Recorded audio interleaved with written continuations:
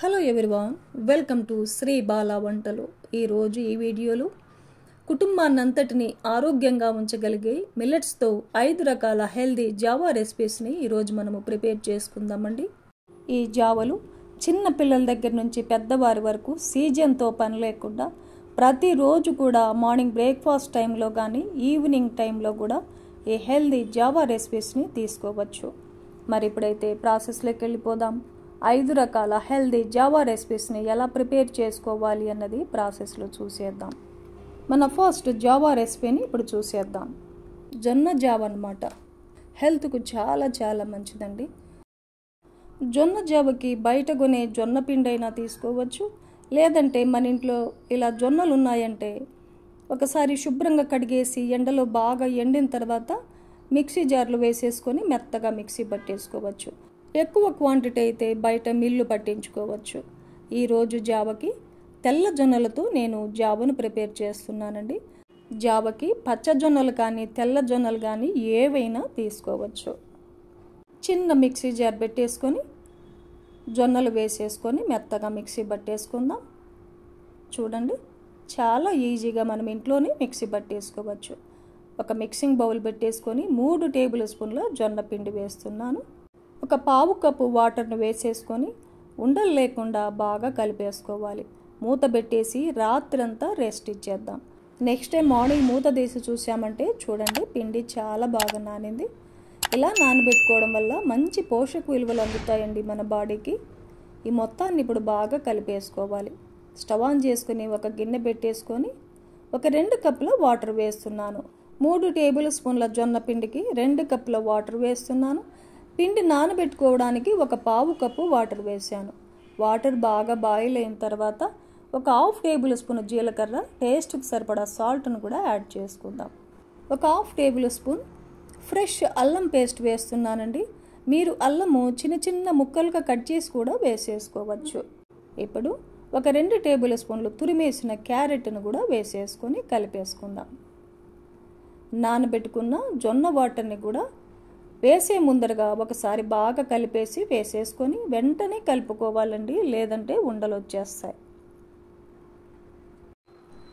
ఒక 5-6 నిమిషాల పాటు ఉడికించుకోవాలి. ఒక 2 పచ్చిమిర్చిని లోపల విత్తనాలు తీసేసి చిన్న ముక్కలుగా కట్ చేసి వేసేసుకుందాం. ఒక టేబుల్ స్పూన్ కొత్తిమీరను కూడా చిన్న పీసెస్గా కట్ చేసి వేసుకోవాలి. ఒక 2 టేబుల్ స్పూన్లమైన ఉల్లిపాయల్ని చిన్న ముక్కలుగా కట్ చేసి వేసేసుకుందాం. ఇవన్నీ కూడా జావలో ఉడికించుకోవడం వల్ల జావ టేస్ట్ చాలా బాగుంటుందండి. జొన్నలు మన డైట్లో చేర్చుకోవడం వల్ల క్యాన్సర్ రాకుండా చేస్తాయి. డైజెషన్కు చాలా మంచిది. షుగర్ వ్యాధిని కంట్రోల్ చేస్తుంది. ఎముకలు దృఢంగా హెల్దీగా ఉండడానికి ఉపయోగపడతాయి. జొన్నల్లో ఎనర్జీ లెవెల్స్ చాలా ఎక్కువ, అందుకే త్వరగా ఆకలి వేయకుండా ఉంటుంది. ఇలా ఒక 4-5 నిమిషాల పాటు కలుపుకుంటూ ఉడికించుకోవాలి. ఇలా ఉడికించుకొని స్టవ్ ఆపేసి పూర్తిగా చల్లారనిద్దాం. జావ చల్లారిన తర్వాత ఒక 1/2 కప్పు పెరుగుని వాటర్ వేయకుండా ఇలా చిక్కగా మజ్జిగలాగా తయారు చేసుకొని జావలో వేసేసుకుందాం. మీకు జావ ఇంకా తిక్కుగా ఉండాలి అంటే మనము 3 టేబుల్ స్పూన్ల జొన్నపిండి తీసుకున్నాం కదండి జావకి, 4 టేబుల్ స్పూన్ల జొన్నపిండి అయినా తీసుకోవచ్చు. ఇప్పుడు చిక్కటి మజ్జిగను వేసేసుకొని బాగా కలిపేసుకోవాలి. జావ చల్లారిందంటే ఇంకాస్త గట్టి పడుతుందండి. చిన్నపిల్లలకు జావ తాపించాలన్నప్పుడు ఇవన్నీ వేయకుండా ఓన్లీ కొద్దిగా సాల్ట్ వేసేసి ఉడికించి జావను పిల్లలకి ఇవ్వచ్చు. ఇప్పుడు సర్వింగ్ గ్లాసుల్లో సర్వ్ చేసుకుందాం. ఎంత టేస్టీగా ఉంటుందంటే జావ భలే రుచిగా ఉంటుందండి. మార్నింగ్ బ్రేక్ఫాస్ట్కి బదులుగా ఈ జావ తీసుకున్నామంటే ఈజీగా వెయిట్ లాస్ అవ్వచ్చండి.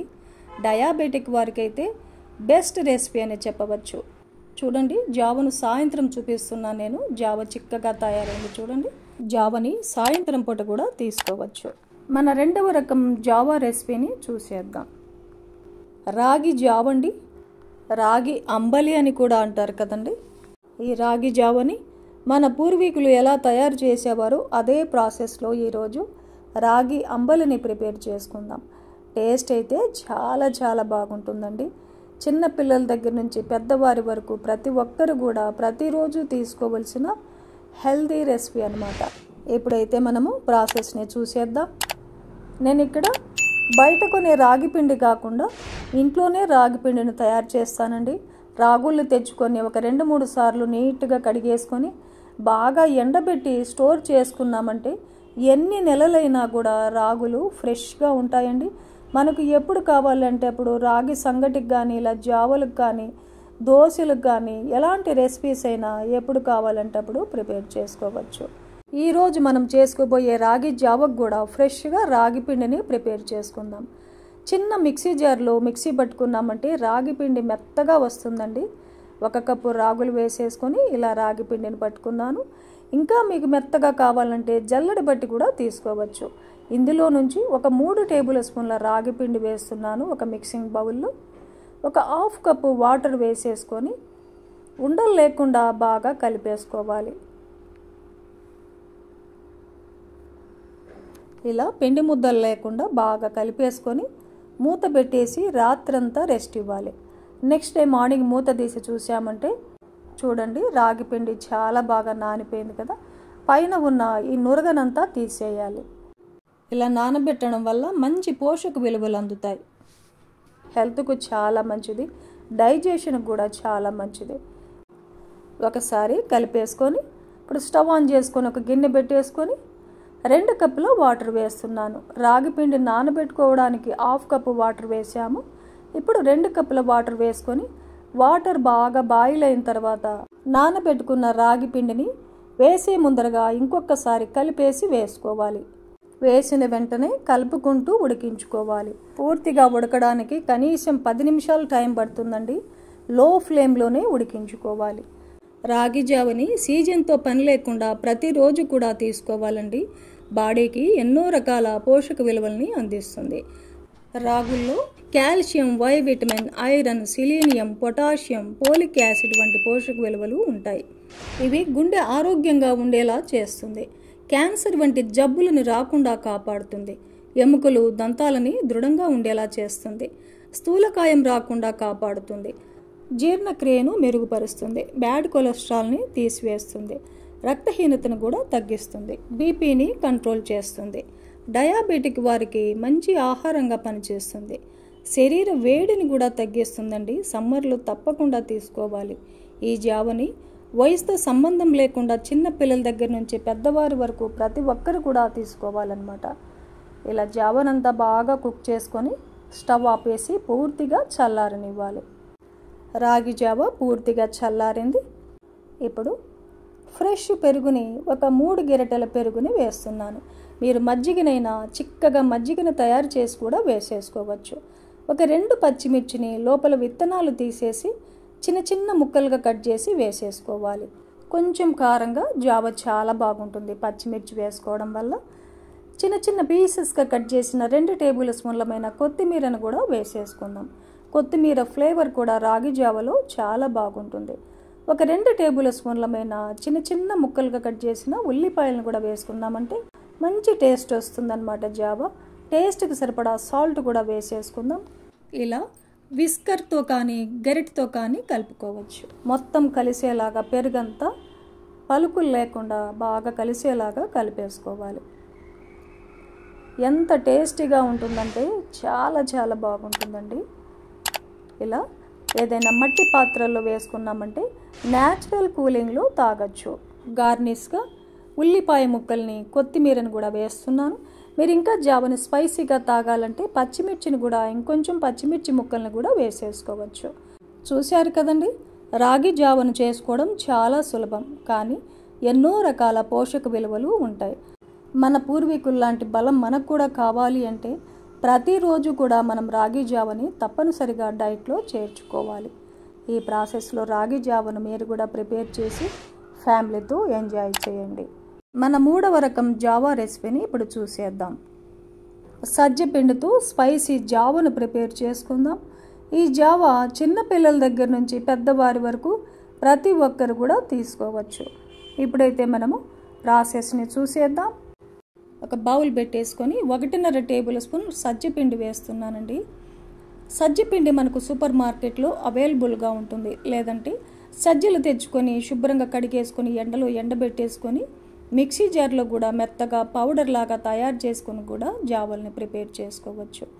ఒక హాఫ్ కప్పు వాటర్ వేసేసుకొని ఉండలు లేకుండా ఇలా బాగా కలిపేసుకోవాలి.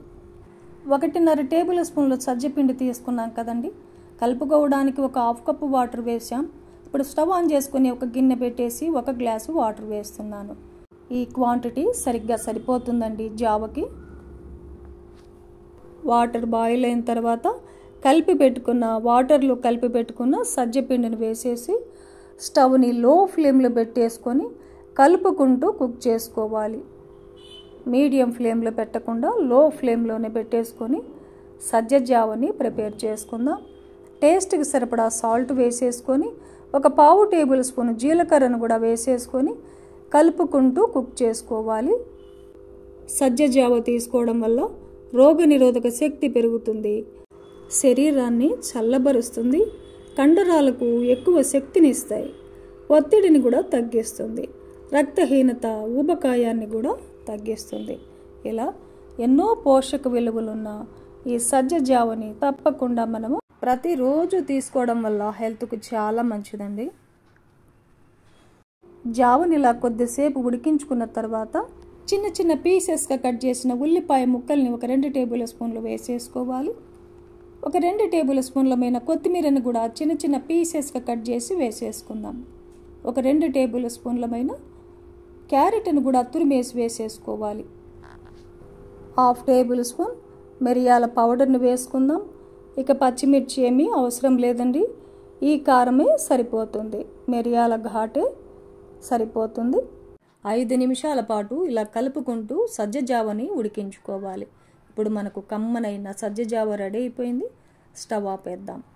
జావ చల్లారిన తర్వాత కావాలంటే చిక్కగా తయారు చేసిన మజ్జిగను కూడా కలుపుకొని తీసుకోవచ్చు. కలుపుతుంటే మంచి స్మెల్ వస్తుందండి. సజ్జ జావ మనకు రెడీ అయిపోయింది. సర్వింగ్ గ్లాస్లో సర్వ్ చేసుకుందాం. ఈ హెల్దీ సజ్జ జావని మార్నింగ్ టైంలో కానీ ఈవినింగ్ టైంలో కూడా తీసుకోవచ్చు. టేస్ట్ అయితే చాలా చాలా బాగుంటుందండి. హెల్త్ పరంగా కూడా చాలా మంచిది కదా. చూశారు కదండి ఈ సజ్జ జావని. ఈ ప్రాసెస్లో మీరు కూడా ఇంట్లో ప్రిపేర్ చేసి ఫ్యామిలీతో టేస్ట్ చేయండి. మన 4వ రకం రెసిపీని ఇప్పుడు చూసేద్దాం. కమ్మనైన రాగి వెజిటబుల్ సూప్ అండి. వెజిటబుల్ సూప్ వేడివేడిగా ఘాటుగా చాలా చాలా బాగుంటుంది. పిల్లలు కానీ పెద్దలు ప్రతి ఒక్కరు కూడా చాలా ఇష్టంగా తీసుకుంటారు కదా. వెజిటబుల్ సూప్ అంటే ప్రతి ఒక్కరికి చాలా ఇష్టం కదండి. టేస్టీ రాగి సూప్ని ఎలా ప్రిపేర్ చేసుకోవాలి అన్నది చూసేద్దాం. నేను ఇక్కడ ఒక క్యారెట్, ఒక ఉల్లిపాయ, 4-5 బీన్స్, కొద్దిగా ఫ్రెష్ బఠానీ, ఒక పచ్చిమిర్చి, 1 ఇంచి అల్లము, 4-5 వెల్లుల్లిపాయలను తీసుకొని చిన్న చిన్న ముక్కలుగా కట్ చేసి రెడీగా ఉంచానండి. క్యాబేజీని కూడా ఇలాగే చిన్న చిన్న పీసెస్గా కట్ చేసి వేసేసుకోవచ్చు. ఏ వెజిటబుల్స్తో అయినా కూడా ఈ హెల్దీ సూప్ని ప్రిపేర్ చేసుకోవచ్చు. ఇప్పుడు స్టవ్ ఆన్ చేసుకొని ఒక బాండిల్ పెట్టేసుకొని 1 టేబుల్ స్పూన్ నెయ్యిని వేసానండి. నెయ్యి ప్లేస్లో మీరు ఆయిల్ అయినా తీసుకోవచ్చు. నెయ్యి హీట్ ఎక్కిన తర్వాత ఒక హాఫ్ టేబుల్ స్పూన్ జీలకర్ర వేసేసుకొని వేయించుకున్న తర్వాత కట్ చేసి పెట్టుకున్న అల్లం ముక్కల్ని, వెల్లుల్లిపాయ ముక్కల్ని వేసేసుకొని వేయించుకుందాం. ఇవి కాస్త వేగిన తర్వాత కట్ చేసి పెట్టుకున్న వెజిటబుల్స్ అన్నిటినీ వేసేసుకుందాం.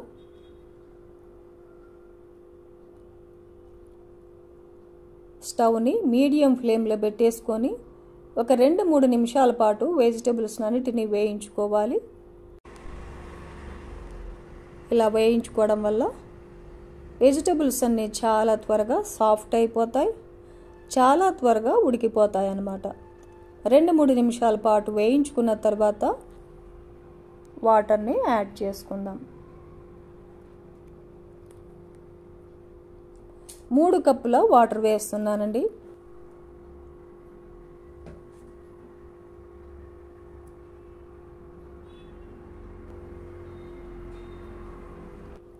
టేస్ట్కి సరిపడా సాల్ట్ వేసేసుకొని మూత పెట్టేసి ఒక 7-8 నిమిషాల పాటు వెజిటబుల్స్ని కుక్ చేసుకోవాలి.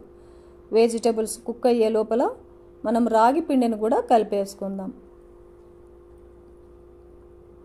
ఏ కప్పుతో అయితే మనం వాటర్ వేసామో అదే కప్పులు 3 టేబుల్ స్పూన్ల రాగి పిండిని వేసేసుకొని 1 కప్పు వాటర్ వేసేసుకొని ఉండలు లేకుండా బాగా కలిపేసుకొని రెడీగా పెట్టేసుకుందాం. రాగుల్లో కాల్షియం, వై విటమిన్ ఉంటుంది. రక్తంలో ఉండే గ్లూకోజ్ లెవెల్స్ని తగ్గిస్తాయి. ఎముకలు, దంతాలు దృఢంగా అవ్వడానికి ఉపయోగపడుతుంది. జుట్టుకి, శరీరానికి కూడా బలాన్ని ఇస్తుంది. స్థూలకాయం రాకుండా కాపాడుతుంది. తక్షణ శక్తినిస్తుంది. హెల్త్కు చాలా చాలా మంచిదండి ఈ మిల్లెట్స్. ఉండలు లేకుండా బాగా కలిపేసుకొని కప్పు నిండుగా వాటర్ను వేసేసుకుందాం. 7-8 నిమిషాల తర్వాత మూత తీసి స్టవ్ని లో ఫ్లేమ్లో పెట్టేసుకొని కలిపి పెట్టుకున్న రాగి పిండిని కలుపుతూ వేసుకోవాలి. లేదంటే అడుగున ఉండిపోతుంది. స్పూన్తో కలుపుతూ వేసేసామంటే మొత్తం వచ్చేస్తుంది. 3 టేబుల్ స్పూన్ల రాగి పిండికి 4 కప్పుల వాటర్ తీసుకున్నానండి. ఈ క్వాంటిటీ వెజిటబుల్ సూప్కి సరిగ్గా సరిపోతుందన్నమాట. స్టవ్ని లో ఫ్లేమ్లో పెట్టేసుకొని ఒక 2 నిమిషాల పాటు కుక్ చేసుకోవాలి. 2 నిమిషాల పాటు కుక్ చేసుకున్నామంటే సూప్ చిక్కబడుతుంది. చూడండి, బాగా చిక్కబడింది కదా. ఇప్పుడు ఒక 1/2 టేబుల్ స్పూన్ మిరియాల పౌడర్ని వేసేసుకోవాలి. కొద్దిగా కొత్తిమీరను కూడా వేసేసుకొని మరో 1 లేదా 2 నిమిషాల పాటు లో ఫ్లేమ్లో కుక్ చేసుకోవాలి. చివరిగా మిరియాల పౌడర్ని వేసుకున్నామంటే కొద్దిగా ఘాటుగా చాలా బాగుంటుంది వెజిటబుల్ సూప్ తాగేటప్పుడు. 2 నిమిషాలు ఉడికించుకున్న తర్వాత స్టవ్ ఆపేసుకొని చివరగా 1 టేబుల్ స్పూన్ లెమన్ జ్యూస్ వేస్తున్నానండి. లెమన్ జ్యూస్ వేసామంటే పుల్లపుల్లగా, ఘాటుగా వెజిటబుల్ సూప్ చాలా బాగుంటుంది. లెమన్ అయితే ఒక 1/2 లెమన్ పిండుకున్నామంటే సరిపోతుంది.